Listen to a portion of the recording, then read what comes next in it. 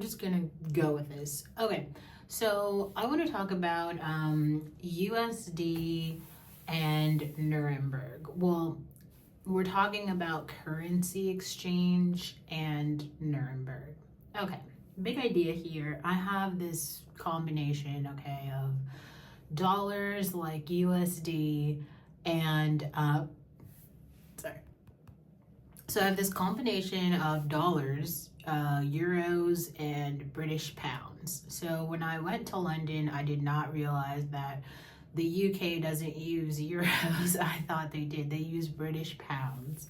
So there's a currency exchange, and 1 euro is only like 1.5 British pounds is 1 euro. So it's worth more. So I was getting like half. If I have like 100 euros, I got like 58 pounds. So that's a pretty big difference in exchange rates. Anyway, so like when I go on trips though, and when you go on trips, I think it's really a good idea to have the local currency, because like the Christmas markets and places like that, you probably don't want to use like, I mean, you definitely, it's nice to have your card, but like it's way easier at a lot of those places to just like hand over 1 euro, 2 euro. Also, just to be like really mindful about, like outside of buying your train tickets and stuff, I think it's nice to be mindful of like how much you're spending. At least for me it is. And one thing that kind of sucks out here, they don't really have like an ATM system where you can put like, you could just drop your money in and then get money out. Like, and then it's available in your account. Like at Bank of America, that's totally a thing where you can like deposit cash in the machine. You can't really do that at ATMs here. I haven't seen that being a thing. Maybe it is. I just literally don't know how to use it. Who knows? The point being, know your currency, maybe get some out before you go. And let's talk about Nuremberg. So Nuremberg is this town not too far from Munich, let's just put it that way. And it supposedly has like a whole bunch of history, like the German trial. There's some Nuremberg trial or something that was about ending Nazism, I guess, in Germany. So that's just a interesting fact. I didn't know that. And like, there are places to see there. Like I have a list of like 6 different things that I want to see there.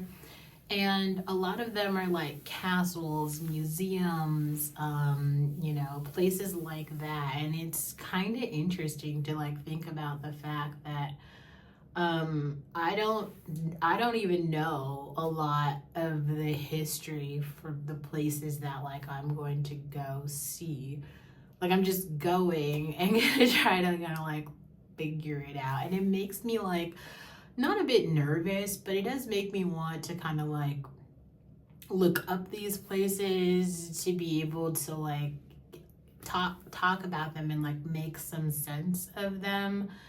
Because yeah, at this point, like I don't really know I don't have much to say about these places, because like I don't actually know what the Nuremberg trial is or anything. And I was talking with a couple of guests tonight about how, you know, I'm going there, and they were like talking about how other places that you can visit are like some of the concentration camps that were a thing. And it makes me feel like, oh snaps, I looked up some of them and I just heard all these stories about like, did you guys know this? When World War II was over, kind of when it was ending, they didn't know, like Americans didn't realize that there were concentration camps.